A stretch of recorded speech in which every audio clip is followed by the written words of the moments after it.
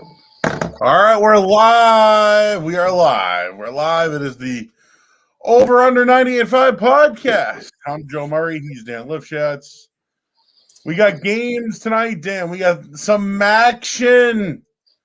MAC football. 2 games tonight. There's college basketball galore. I got a nice taste of some ball last night.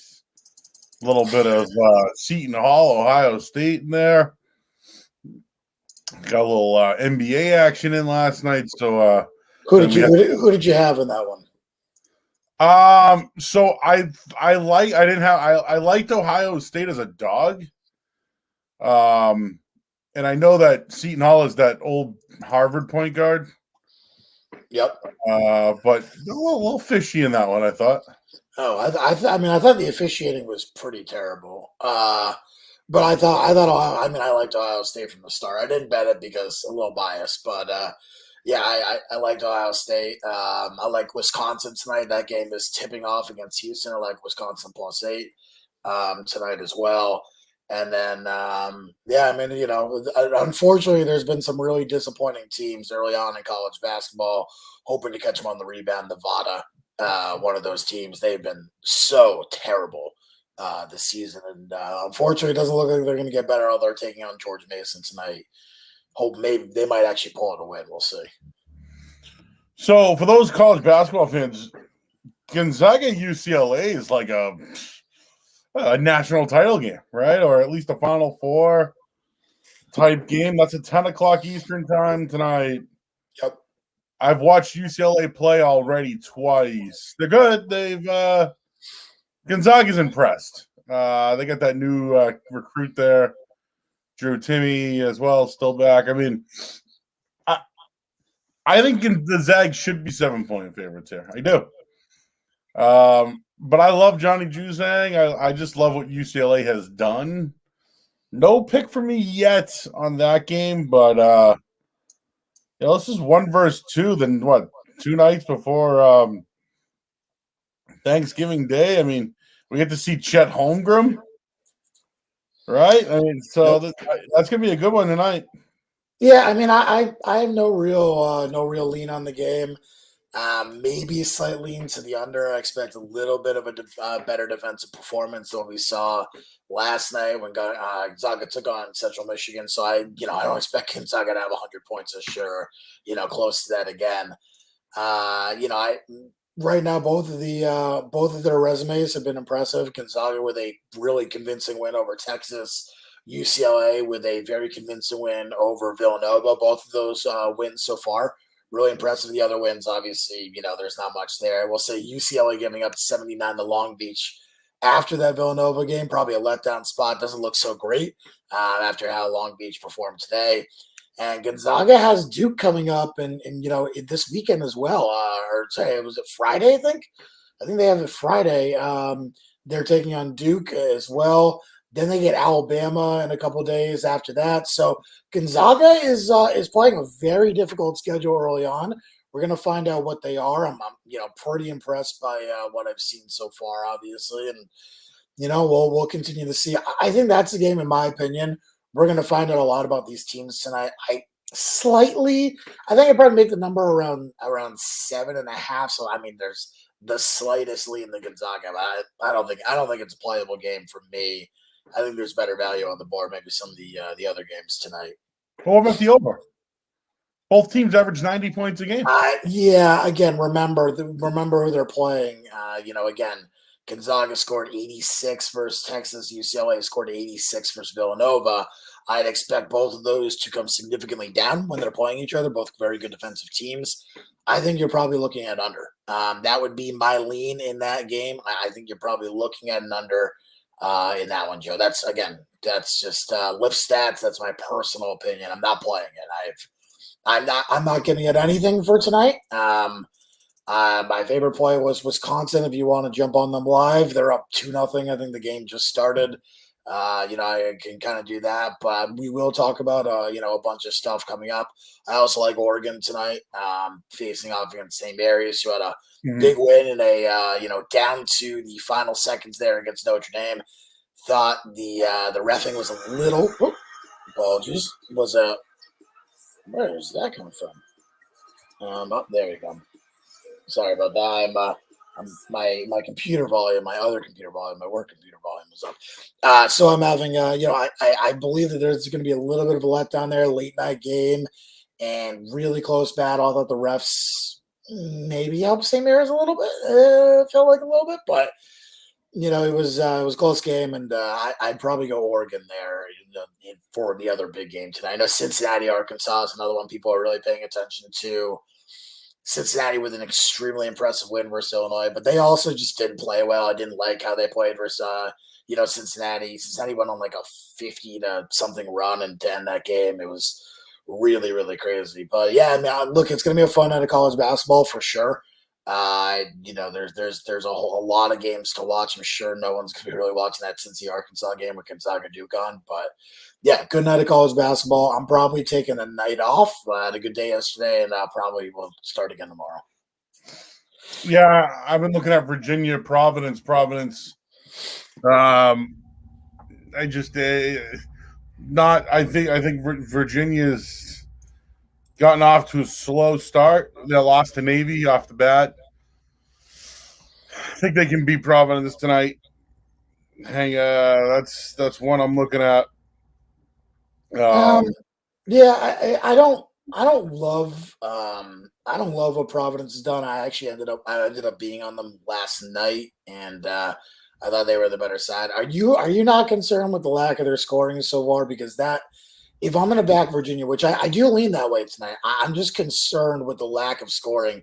They broke 70 once. It was against Radford. I feel like against Providence, you're going to need to get 70, against that team, unless you want to play like Wisconsin. But I don't think you can beat Providence, in a Wisconsin type game. I would lean Providence in a very low scoring game. Yeah. I just think at times Providence beats themselves. But we'll see 3 games tonight. We're kind of looking at all of them at this point when it comes to college basketball. What about the old NBA sticks? Last night I thought that Celtics game was a blowout second half. It went really low scoring too early on, but this is a night the NBA takes over. You get the Heat Pistons. Lakers Knicks would be, I think, a high betting game. And then the Clippers Mavs bailout. I feel like that's a 210 right on the number to kind of get you on one of those sides there. But I don't like the way the Lakers are playing, Dan, but I do think that they score more than the Knicks do. I mean, yeah, again, I taking a look at this, the Lakers being +7 are it's pretty funny early on. I got to be honest with you. I think the Lakers team is going to continue to get better throughout the season. I do think that they're going to improve, and I do think that they'll be at least competitive in the playoffs. They probably won't be a contender, but they'll be competitive, at least in my opinion. Detroit. If I'm going to the NBA, I'm probably looking at Detroit. I think a good spot for them with Miami coming into town. I would probably go that way if I had to choose. To be perfectly honest, I'd probably go Detroit as my NBA play. But I have to be perfectly honest, I have not really liked the NBA this year, and I've been kind of staying off of it, to be perfectly frank. So I'd probably completely bounce off of it, and I'm not playing any NBA, at least probably not until the NFL season is over. And I got to play tonight in the MAC. MAC football. A little bit of MACtion tonight. PP, Dan. Okay. Go a little off the grid ski here. I like Northern Illinois tonight, getting 6 points. Bring it back. So I am against you on that one, Joey Murr. I do like Western Michigan. Look, I think Northern Illinois has been a really, really good football team, but the past couple weeks I haven't been super impressed. They pull out a win versus Ball State. They barely win on the road against Buffalo. look, at this point, I guess it's they pretty much have the conference wrapped up. So it's they own the tiebreaker at Central Michigan. They already have the West wrapped up. This is not a must win for them by any means. So I wonder if they kind of maybe don't start some of their starters, Joe. That has been the rumor that some of the Northern Illinois starters might not play. Western Michigan, look, they're not winning the conference at all, and they've been really bad. They've been down this year. So look, I know why everyone's kind of jumping on that Northern Illinois line. Home team getting 6 points, probably the better team. In my opinion, that raises red flags in my eyes. I think you should probably that's probably the player that I'd be scared of the most tonight. I just think that there's no reason for Northern Illinois. I guess if you want to win 9 games, that's a cool feat for them. But in my opinion, it's not. There's no necessity, to the game. And for Ball State, Buffalo, look, Ball State needs to win for a bowl game. I do think that they pull it out, but I still think a touchdown is a lot of a differential in that game, Joe. Drew Plitt has not been anywhere near what he was the past few years. I don't know if you have any feelings on that one, but yeah. Well, so going back to Northern Illinois game, why do you like Northern Illinois tonight? Well, I like the way that Rocky's been playing. The old quarterback from Michigan State. They're 8-3. They're rocking. They're at home. But Dan, this was a team that you consistently backed a year ago and would just let you down. They sucked last year. They've turned their program around, man. Like, here they are now, 8-3. Like, Western Michigan's, from everything we've seen about them this year, like, they've kind of gone to shit, if you ask me. I did like the kid Ellaby. I thought he was a good quarterback at one point.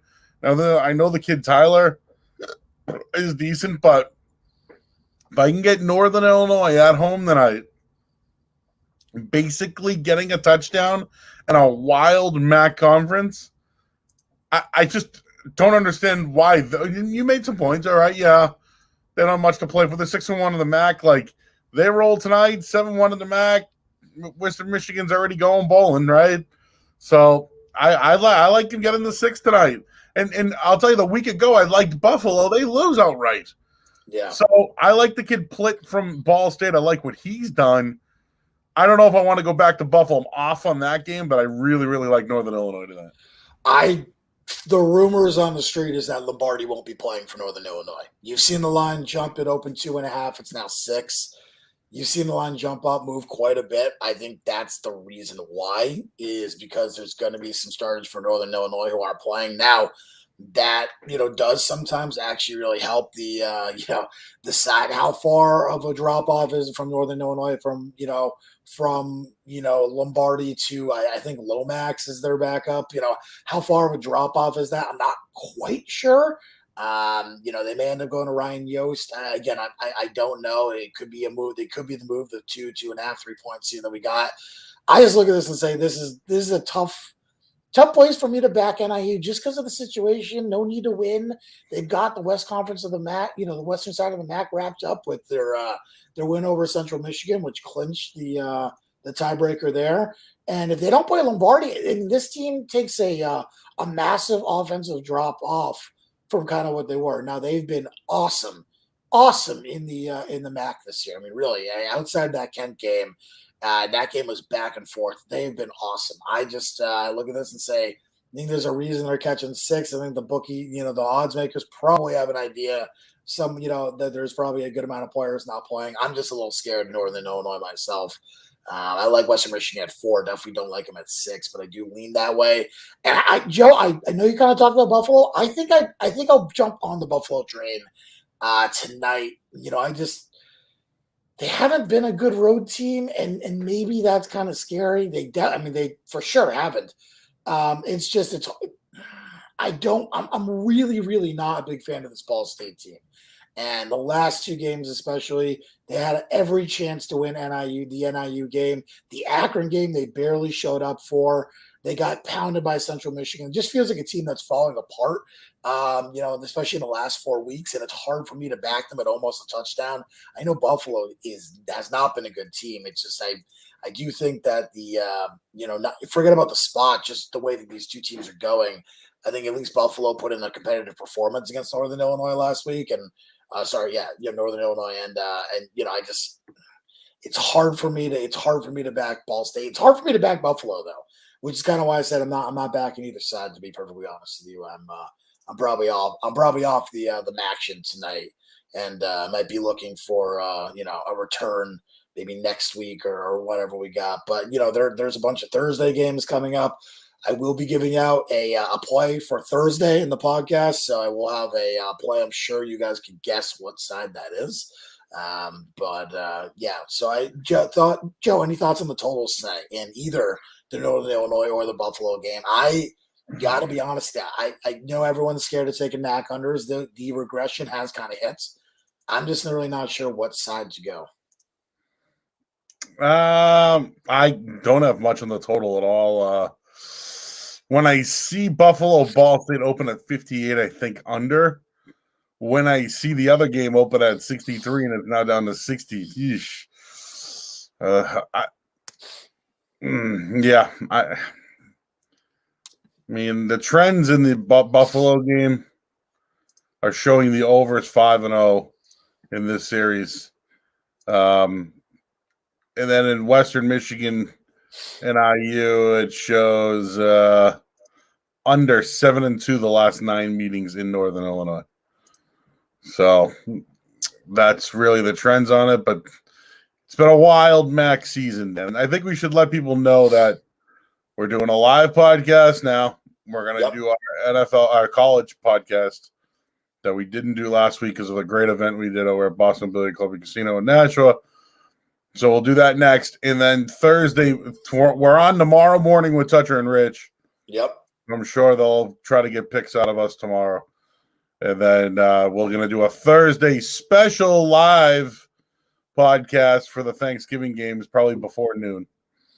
And then definitely before noon. I have like Thanksgiving dinner at like 1:30, so yeah, definitely before noon. The games are at noon, and then that's it, right? I think well, then Saturday we have our show. That we'll do kind of a lot of the Saturday games in NFL. Yep. Yeah, no, definitely. So, I mean, we'll discuss that. Joe, can I get your thoughts? And this has been just before we before we bounce, I just kind of want to see what your thoughts are. I've been getting chastised by the New York Giants fans today for thinking that firing Jason Garrett is not going to solve pretty much any of their problems. No. Getting very, very angry response about how bad Jason Garrett has been and how he's a major problem over there. And I like Mike Florio's kind of take on it, which is funny because I actually usually strongly disagree with everything Florio takes, all of his takes. But basically he said that the Giants firing Jason Garrett is like an entire mall is on fire, but they focus the hose on the Auntie Annie's pretzel shop. And I totally agree. If you're looking down the list of problems on the Giants, like Garrett's probably like, in my opinion, 5th, 6th, 7th. Like he is, I really don't think it's a major, like he hasn't been good. I'm not telling you he's been good or anything, but he's not the reason that they suck ass. And now they're replacing him with Freddie Kitchens. I mean, just talking about an ineptitude of an entire fucking organization, program, everything you want to talk about. Absolutely a fucking disaster over there. And again, just to the Giants fans, who think this is going to turn things around or fix things. I don't think this is going to. You might get a bump for a week or two. You might get a Freddie Kitchens bump. After that, they're going to go back to being gas cans. And I don't understand the whole celebration by New York Giants fans. You guys are smarter football fans than this. Like the Giants organization, the Giants fan base is a smart fan base at least from what I know of. And, they're not like, a dumbass fan base like some of these other fan bases. Like they're actually a smart, intelligent fan base. Stop celebrating the firing of Jason Garrett. Like he's not good. But first off, Freddie Kitchens might be worse. And second off, you want to suck because at this point you're not doing anything. You need your owner to fire and clean everyone out, including Joe Judge, who fucking blows as a former Patriot assistant. Joe Judge fucking blows. That whole organization blows. So fire everyone, but celebrating about Jason Garrett being fired, going to do nothing. Your quarterback sucks. Your O-line sucks. All of your play sucks. Like they suck.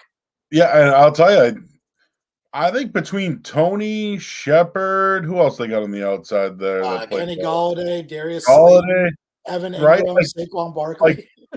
now Barkley's been a miss in Yeah, whatever. he hasn't played games. It's hard to. Yeah, but like there's something there. Daniel Jones, let's face it, he got hot in college. He had this hell of a year at Duke, right? Yep. He looked like this dual threat. Can't miss this kid. They missed.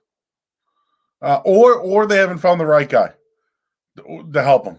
I'll be honest, Dan. I thought Mac Jones would be kind of what Daniel Jones is. No. I meant like, could that be the ceiling? You know what I'm saying? Oh God, I know. no. But I meant it as like, all right, Patriots drafted Mac Jones. Like, okay, he'll be starter for a couple of years, and then maybe they get someone else. Or they trade someone, or someone becomes available. I was very wrong about that. But my thing with Mac Jones is he's been as advertised. Daniel Jones hasn't been as advertised at all, and it doesn't help when your O-line blows. And yeah, they've been in a few games, right? And they might have won a few games they shouldn't have. The Giants organization really needs to be fucking wiped. Yep. There's a lot of teams that just need to be fucking wiped in the NFL, but Jones, Baker Mayfield, these guys never progressed. And today there's that rumor about Nagy being out.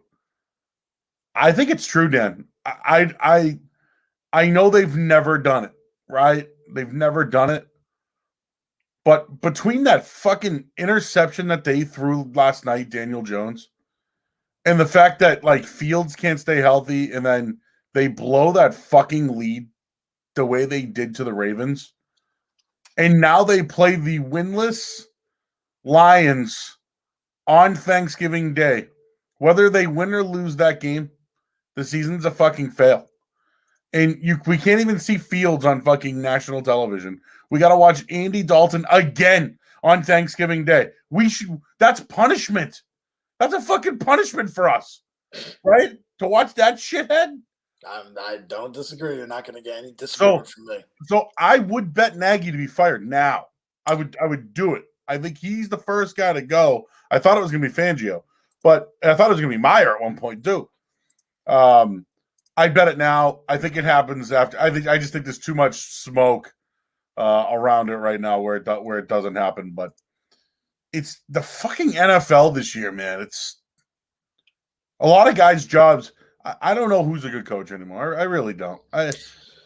Here's my problem with the Nagy first to be fired thing. The Bears have literally not a joke, and I found this out yesterday. I was not aware of this. I'm sure that it's probably embarrassing. I didn't know, but the Bears have never fired a coach in season ever, not in the history of the franchise.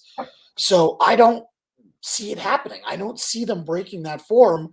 And maybe they're getting, maybe these guys are getting information, basically being like, look, we made the decision. That's my guess is they've already made the decision to fire and move on from Nagy, but I don't think it happens after Thanksgiving. I just don't see that happening. I think that, they probably made the decision that he's gone, but I just don't think that they're going to fire him. I'd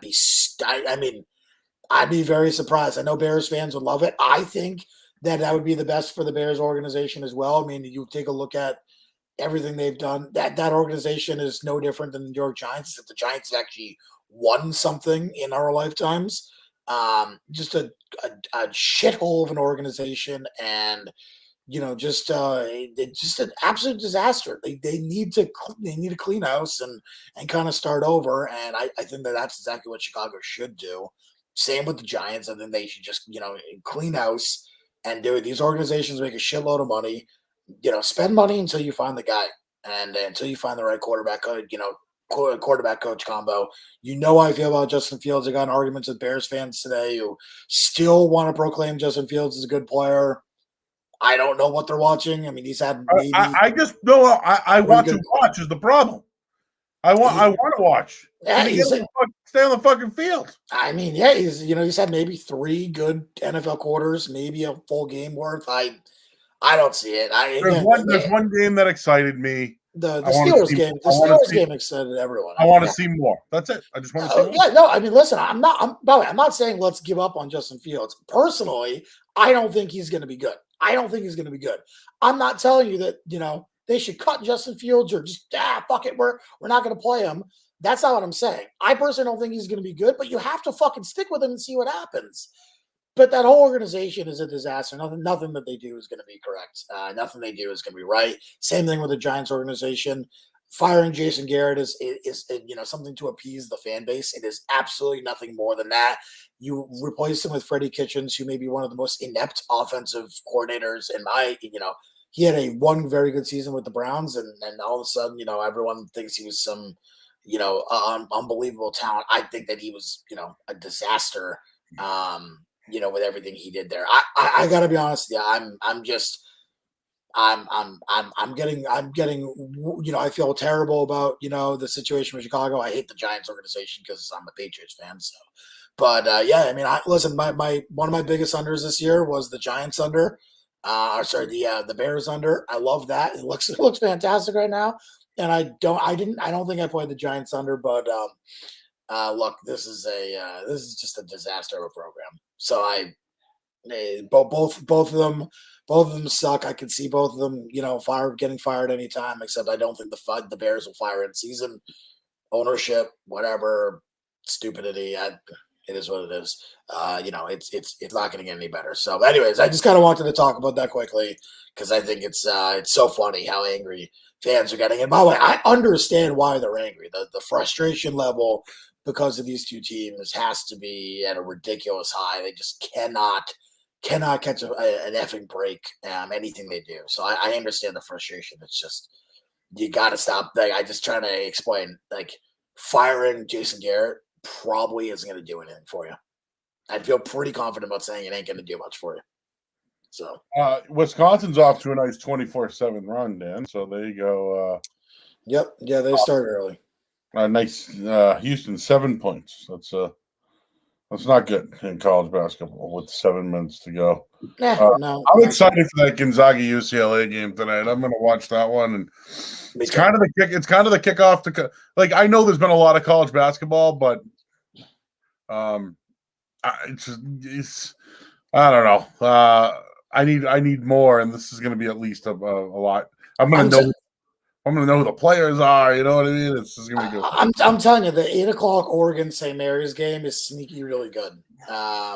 The 9:30 Cincinnati Arkansas game, a really good game. Both those I watched games Cincinnati win last night. They were down too, and versus Illinois. Illinois. I mean, honestly, I felt that Illinois lost that game more than Cincinnati won it. I did watch a good portion of that game, and Illinois just stopped with their ball movement. I don't know what the fuck they were doing. Bad coaching, honestly, was, in my opinion, was the result. But Illinois is on the road tonight in Kansas City, laying 10.5 at the T-Mobile Center there. I know it's technically not a road game, but you won't see me laying 10.5 with Illinois tonight, even a bounce back spot. So look, I think it's a good night for college basketball. I'm personally not playing anything today. I'll get back to plays tomorrow. But there you go. Joe gave out a PP for tonight's. And anyways, we have fun little talk. We're doing podcast night, and as Joe said, Thursday morning, early gobble Thanksgiving podcast. We'll discuss all the NFL games, college games, everything that's going on. Well, let's lock in a time now, Dan. What time do you want to do? What do you think? You do 10. Want to do 10? Let's do 10. 10 a.m. Thanksgiving Day. 10 a.m. Thanksgiving Day live on Twitter and YouTube. We'll do a live podcast, and there's 2 college football games that day too. Yes. I actually have a play in one of those football games. We will discuss that coming up in the college football podcast, but I will give out a play for that one. Joe, do you have any thoughts on we'll save it. We'll save it for Thursday, but any quick thoughts on the NFL card for Thursday? I got to be honest with you. This is the least excited I am about an NFL card on Thanksgiving, maybe ever. Dan, let me just tell you this. If you want to be a square on Thanksgiving Day, it is very profitable. Yeah, I mean that is the case. That's definitely the case. I don't know if you want to be a square in the NFL this year, though. No, that has not been the case. That would So probably go very well. That's the old conundrum there. Yep. So especially that Lions game, that spread. 12:30 game, nice and early. All right, Joe. Everyone loves to bet the Lions, man. Everyone does, and that usually does not go well. It does not work, but we'll find out. Jared Goff is going to be the QB. He'll be back. Oh, we found out about our buddy. What's his name there again? Tim Boyle. Yeah, that did not go well. Pretty much as well as we thought. Middletown, Connecticut. Was that where we found out from? Went to UConn. That's right, man. Yeah, he covered. Three-time champion high school. Hey, he covered. That's all that matters, right? We don't play for wins here. We play for covers. Dread. All right, everybody. That's it. We'll be back Thursday morning, gobble, 10 o'clock, to go over all the college and NFL games. And coming up, we have our college football podcast dropping next. So we'll talk to you guys on Thursday.